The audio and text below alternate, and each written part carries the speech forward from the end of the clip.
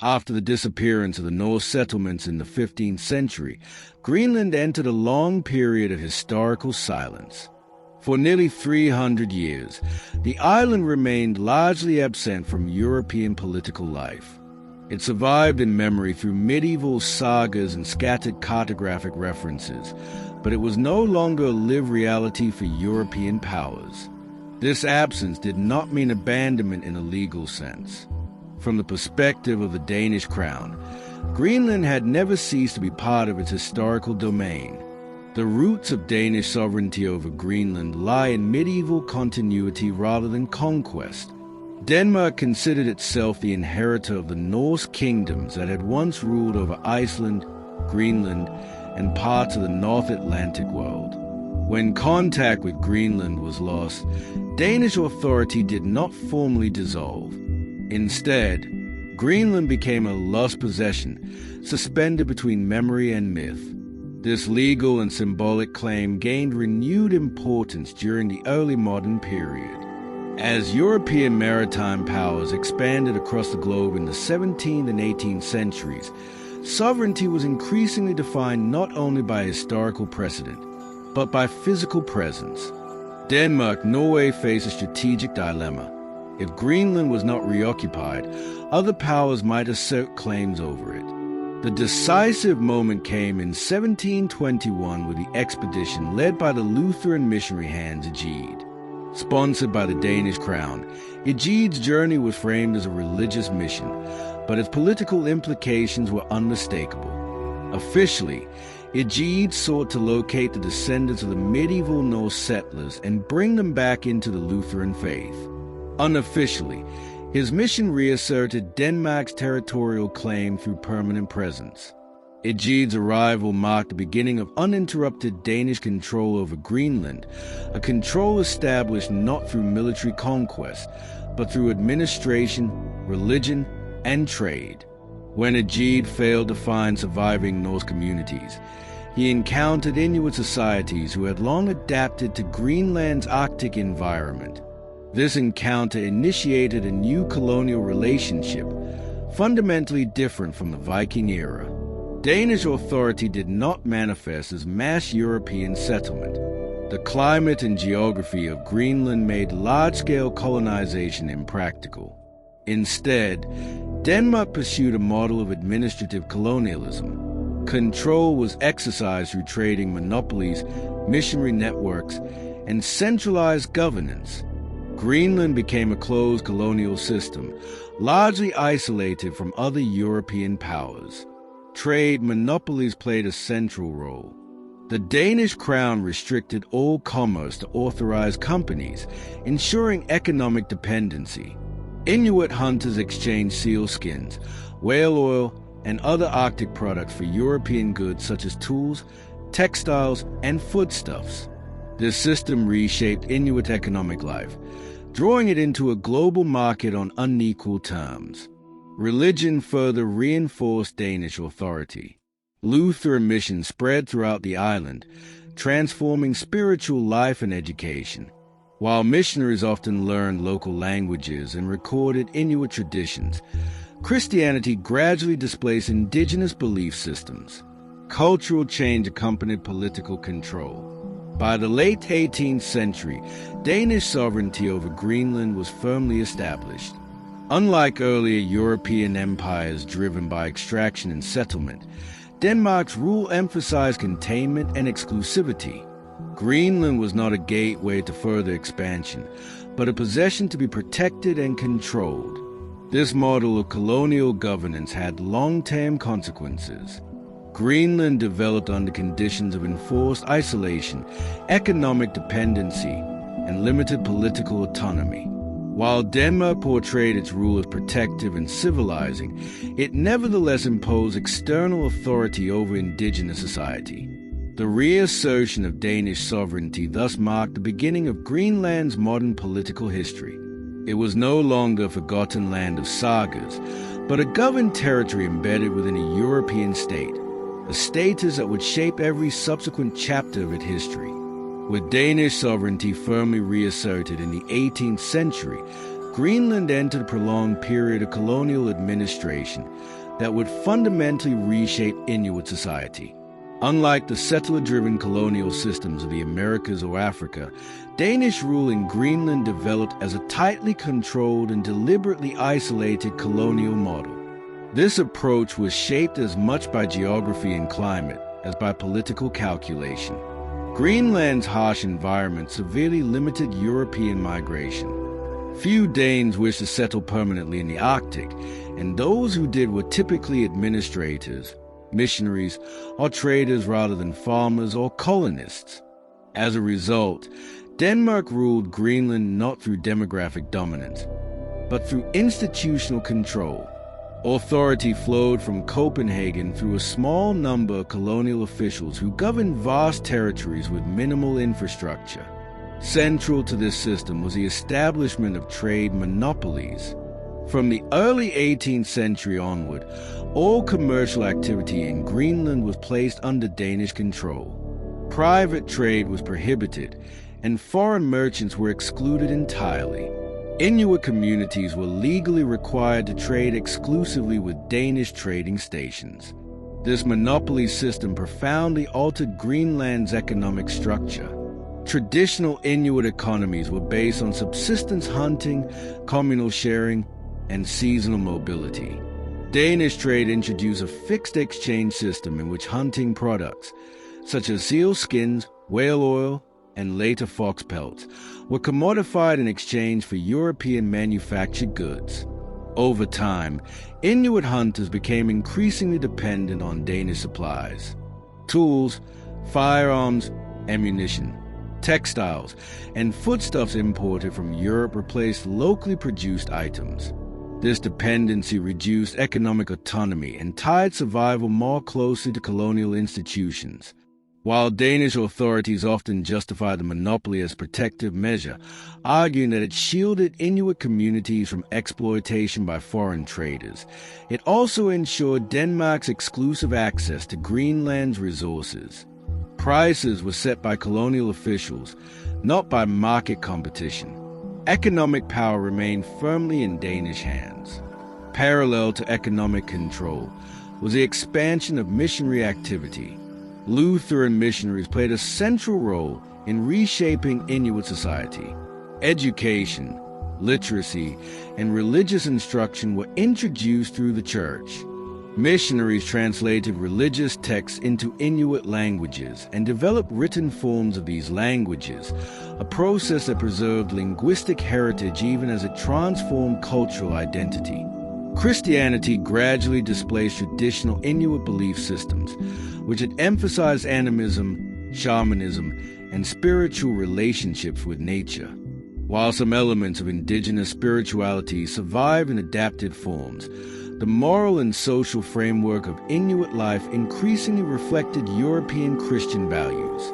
Colonial governance also altered social organization. Danish administrators imposed new forms of authority that undermined traditional leadership structures. Decision-making shifted from community-based consensus to colonial oversight. Legal disputes, resource distribution, and settlement planning increasingly fell under Danish jurisdiction. Despite these changes, Inuit society was not passive. Adaptation occurred alongside resistance and negotiation. Inuit hunters incorporated European tools into traditional practices. Cultural continuity persisted through language, family structures, and intimate knowledge of the environment. By the 19th century, Greenland had become a colonial society characterized by asymmetrical dependence. Denmark exercised control without extensive settlement, while Inuit communities navigated a complex reality of cultural transformation and constrained autonomy. Scientific interest in Greenland expanded during this period. Danish-sponsored expeditions studied Arctic geography, climate, and ethnography. These scientific efforts enhanced European understanding of the Arctic, but also reinforced colonial authority by framing Greenland as an object of study rather than a self-determining society. Importantly, Denmark maintained Greenland as a closed colony.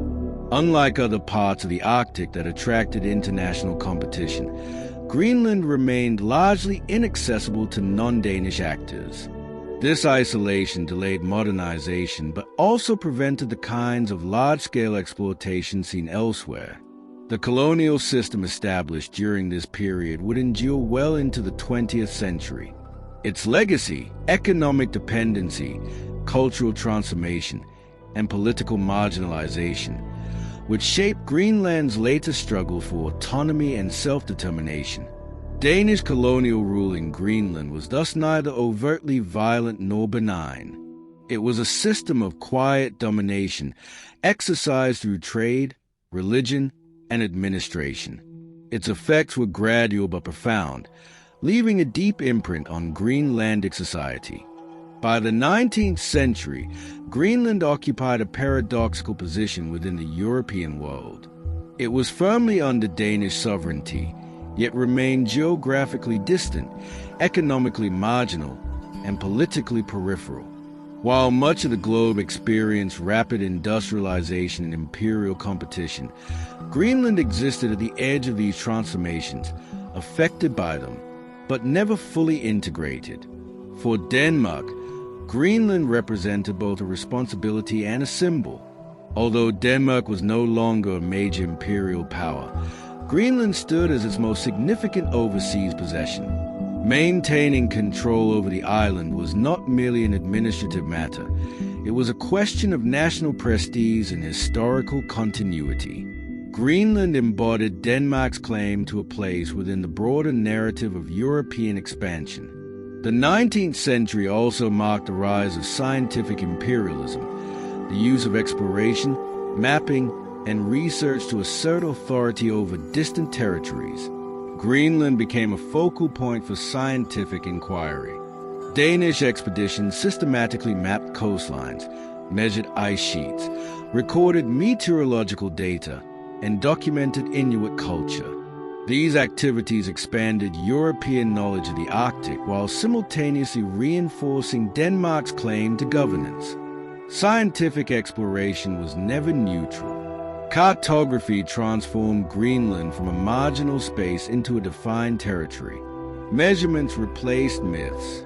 Ice cores, geological surveys, and ethnographic studies framed Greenland as an object of knowledge, something to be categorized, analyzed, and administered. This process aligned Greenland with modern state logic, even as political rights remained absent for its inhabitants. Inuit society experienced further transformation during this period.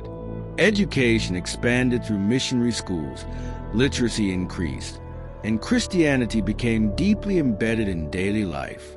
While Inuit languages continued to be spoken, Danish increasingly dominated administration and elite communication.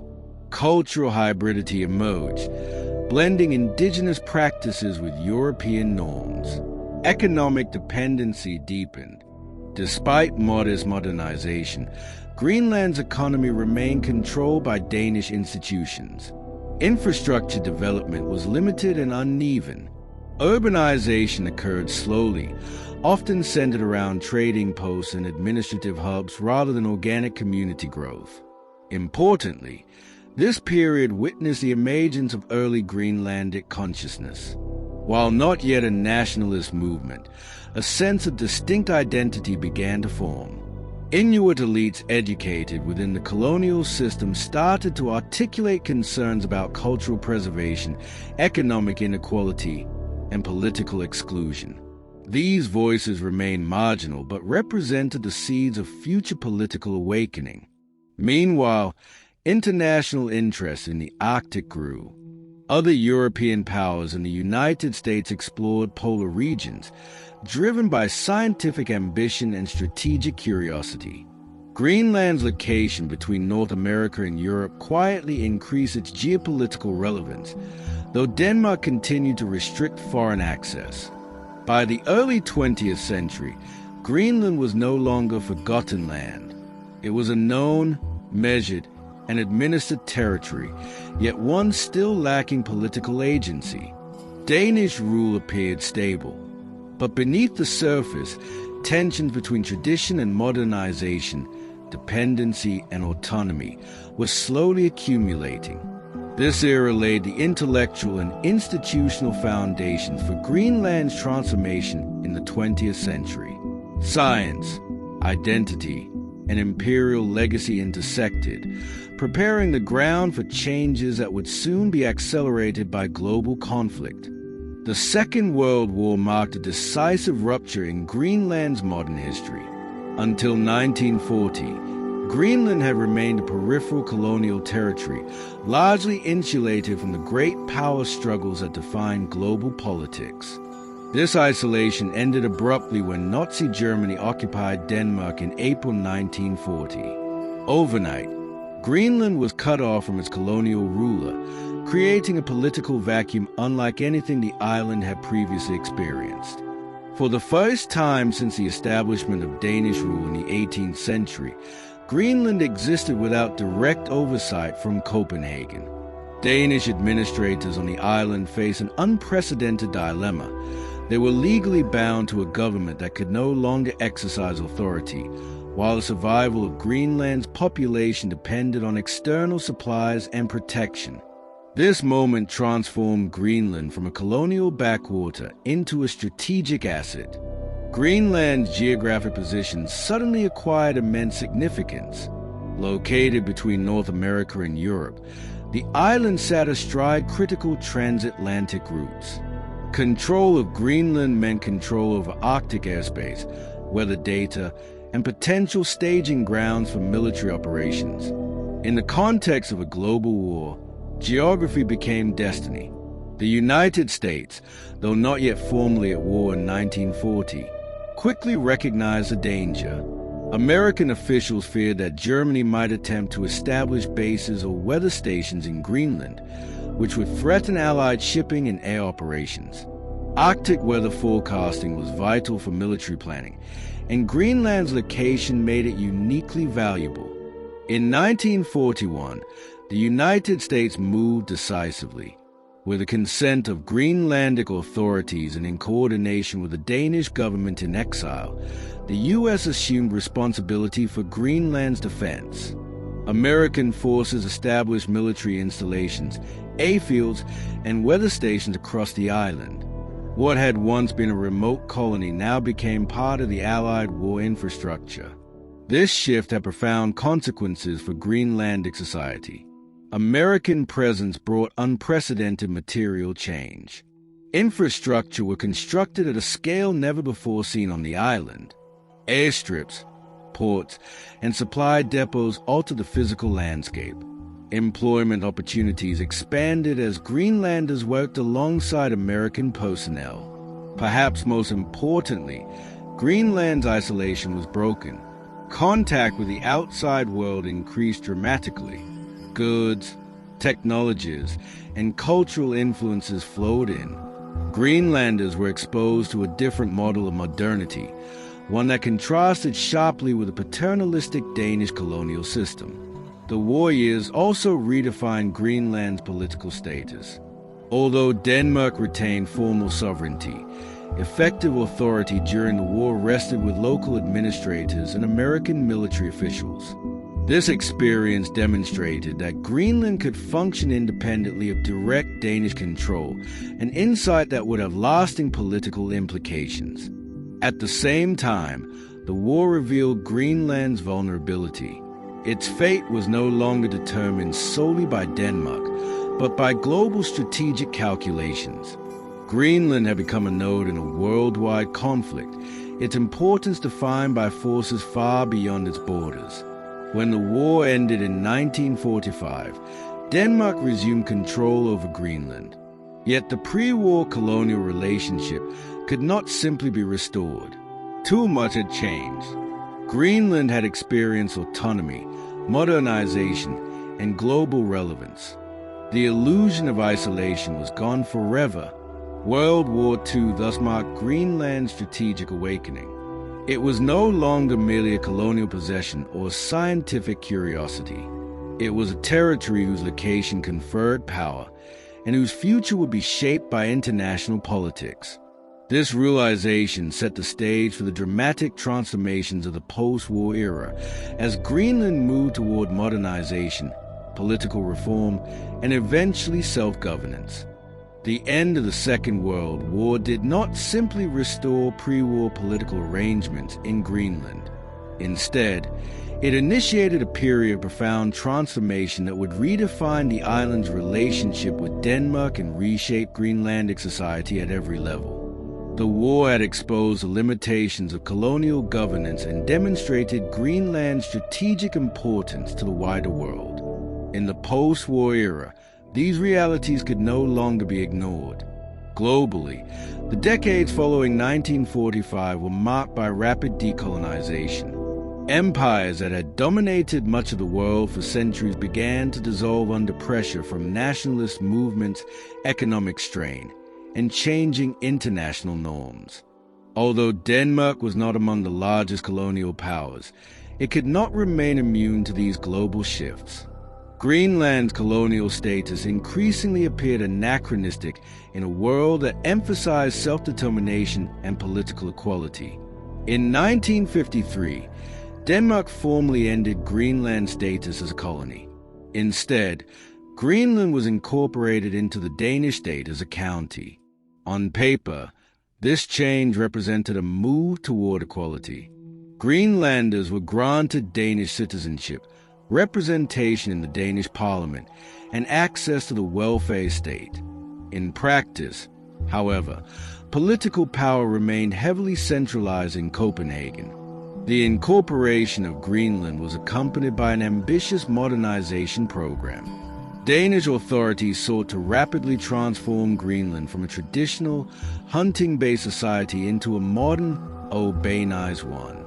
New housing projects replaced traditional dwellings. Education systems were expanded.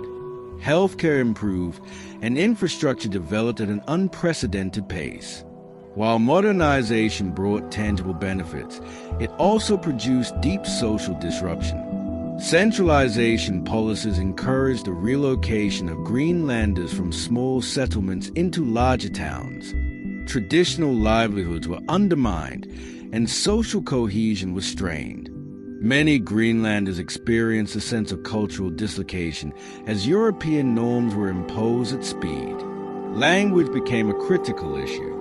Danish increasingly dominated education and administration, marginalizing Greenlandic languages. This linguistic shift reinforced social inequality, as fluency in Danish became a prerequisite for political and economic advancement. Cultural identity, once grounded in local traditions and oral knowledge, faced unprecedented pressure. By the late 1960s and early 1970s, resistance to this model of development began to emerge. A new generation of Greenlanders, educated yet critical of colonial legacies, articulated demands for cultural recognition, political participation, and greater control over local affairs. These movements drew inspiration from global decolonization struggles and indigenous rights campaigns. In 1979, Greenland achieved home rule, marking a historic turning point. For the first time, Greenlanders gained authority over key areas of governance, including education, healthcare, and local economic development. While Denmark retained control over foreign policy, defense, and monetary affairs, the balance of power shifted decisively. Home rule did not resolve all challenges. Economic dependency on Denmark persisted, and debates over development strategies intensified. However, it provided an institutional framework for self-determination and fostered a renewed sense of political agency. The process continued into the 21st century. In 2009, Greenland adopted self-government, expanding its autonomy further. Control over natural resources, including potential mineral and energy exploitation, was transferred to Greenlandic authorities. The Greenlandic people were formally recognized as a distinct people under international law, with a right to self-determination. This transformation was neither smooth nor uncontested. It involved difficult negotiations, economic uncertainty, and cultural reassessment. Yet it represented the culmination of a long historical trajectory, from colonial rule to political empowerment. By 2009, Greenland had fundamentally redefined its place within the Danish realm. No longer a colonial peripheral county, it stood as a self-governing territory with the capacity to shape its own future. In the early 21st century, Greenland has emerged as one of the most strategically significant territories in the world. Once perceived as a remote and marginal land, it now occupies a central position in global discussions on climate change, geopolitics, natural resources, and the future of sovereignty. This transformation is not accidental. It is a result of historical forces that have converged in the modern era. Climate change represents the most immediate and visible factor shaping Greenland's present and future. Rising global temperatures have accelerated the melting of the Greenland ice sheet at an unprecedented rate. Scientific data reveals that Greenland is losing hundreds of billions of tons of ice annually, contributing directly to global sea level rise. What was once a static symbol of permanence has become a dynamic indicator of planetary change. For Greenlanders, climate change is not an abstract scientific concept. It alters daily life. Traditional hunting routes become unstable as ice patterns shift. Coastal erosion threatens settlements. At the same time, melting ice exposes new land, minerals, and navigable waters. These changes create both opportunity and existential risk. Natural resources have become a focal point of political debate. Greenland is believed to possess significant reserves of rare earth elements, uranium, iron ore, and potentially hydrocarbons. In a global economy increasingly dependent on advanced technologies, rare earth elements are of particular strategic importance. Control over these resources offers Greenland the possibility of economic independence, but also exposes it to intense external pressure. International interest in Greenland has intensified dramatically. The United States views Greenland as a critical component of Arctic security, maintaining military installations and monitoring capabilities on the island. China has expressed interest in investment and infrastructure development, framing its involvement as economic cooperation. Russia's expanding Arctic presence further complicates the regional balance. These dynamics place Greenland at the center of a new form of geopolitical competition, one defined less by formal empire and more by strategic influence. Greenland's leadership must navigate these pressures while safeguarding sovereignty and environmental integrity. Within Greenland, the question of independence remains deeply contested. Self-government provides extensive autonomy, yet economic reliance on Denmark persists. Annual financial transfers from Denmark constitute a significant portion of Greenland's public budget. Independence, while symbolically powerful, carries economic uncertainty. Public opinion reflects this tension. Many Greenlanders view independence as an inevitable goal, a final step in decolonization. Others caution that premature separation could exacerbate inequality and vulnerability. The debate is not merely political, it is cultural and generational. Language and identity continue to play central roles. Greenlandic language and traditions have experienced a revival, reinforcing a distinct national consciousness. Education reforms increasingly emphasize indigenous knowledge alongside global competences. At the same time, Greenland remains interconnected with Denmark through shared institutions, migration, and history. The relationship is no longer colonial in form, but it remains asymmetrical. Negotiating this relationship requires balancing historical responsibility with contemporary autonomy.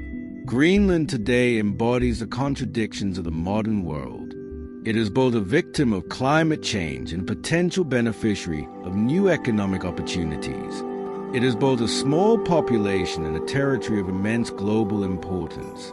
It is both autonomous and dependent, The story of Greenland has come full circle. Once a land of myth at the edge of medieval maps, it is now a focal point of global attention. The forces that shape its future, climate, power, identity, echo themes from its past. Greenland's history reminds us that geography is never neutral. Location confers significance, whether sought or imposed. From Viking exploration to Danish rule, from colonial isolation to global spotlight, Greenland has continually been shaped by the world beyond its shores. The question that now defines Greenland is not whether it matters, but how it will choose to matter. Greenland's modern history under Danish rule reveals a slow but profound transformation. What began as a distant colonial possession has become a self-governing society at the center of global change.